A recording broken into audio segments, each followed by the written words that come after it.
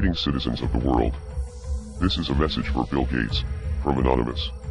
In the midst of a historical pandemic, much of the world is looking to you for solutions, and it seems that this is no mistake, because you have positioned yourself as the Nostradamus of disease.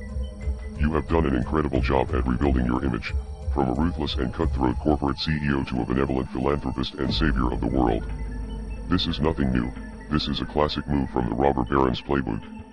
At one time, the notorious industrialist John D. Rockefeller was one of the most hated people in the country, due to his poor treatment of workers, his monopolization of key industries, and his influence in politics.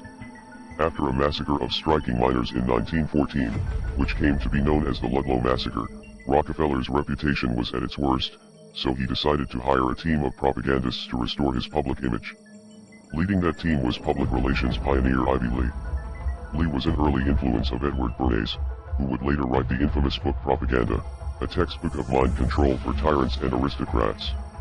Bernays is the nephew of Sigmund Freud, and often called the father of propaganda, in which case Ivy Lee is the grandfather. Lee suggested that the families make high-profile donations to various charities and have photographs taken of them handing out money to the commoners to make the public think that they were good-hearted and generous people. Over time, the plan worked, and has been replicated by many other aristocrats who wanted to win favor in the court of public opinion. At the time of his death, Lee was being investigated by Congress for his work with the Nazis through the company IG Farben and a proxy firm called the German Die Trust. He was also a founding member of the Council on Foreign Relations.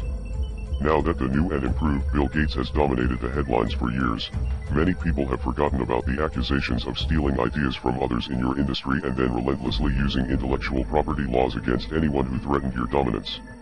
Your reputation was at its worst when Microsoft was caught up in an antitrust legal battle with the United States government, because you spent years developing a tech monopoly through your company.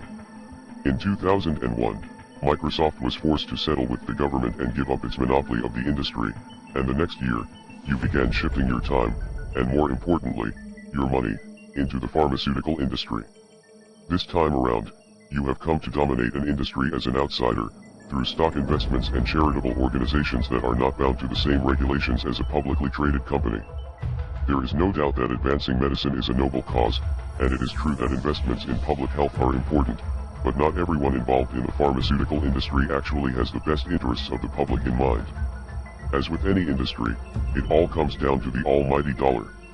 There are some people in the industry who have good intentions, but judging by your track record at Microsoft, you are not someone who can be trusted.